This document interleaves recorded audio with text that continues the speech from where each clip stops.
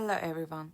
Today I will present Cindy Sherman's Untitled 96 created in 1981. We will analyze its subject form, scale, circulation, and cultural meaning. This presentation focuses on Untitled 96, a single photographic image by Cindy Sherman. The work critiques magazine imagery and challenges the viewer's expectations about femininity, innocence, and desire. We will look closely at how Sherman uses visual language to create meaning.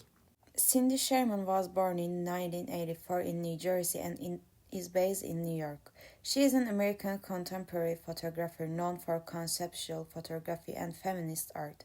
Sherman often uses herself as a model, but her works are not self-portrait. Her art explores identity, gender roles, and representation. She challenges the idea that photographs shows truth and shows how media constructs images of women. We see a young woman lying on an orange floor. She holds a small piece of paper similar to a personal ad. Her body is horizontal across the frame, and her expression is distant and ambiguous. The pose looks like a magazine centerfold, but it feels uncomfortable rather than seductive. The image creates tension between innocence and vulnerability.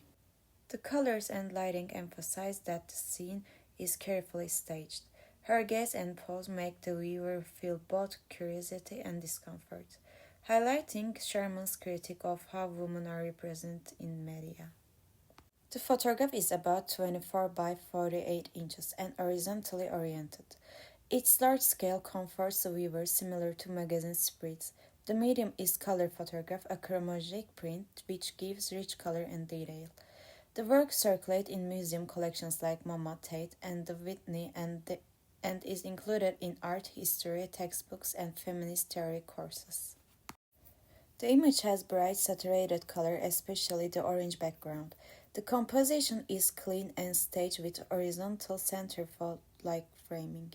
Sherman carefully controls the model's gesture and gaze.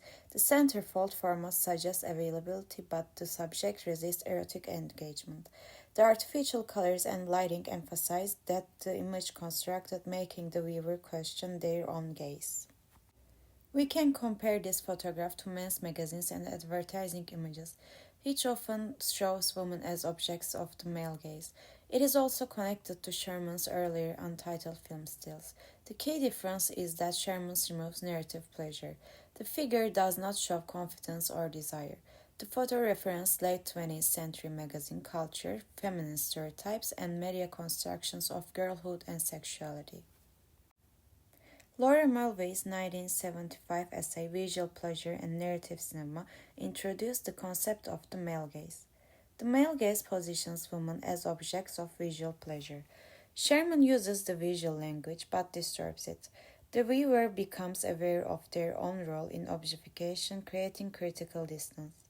This photograph builds on Sherman's earlier Untitled film stills and critiques constructed female identities in media.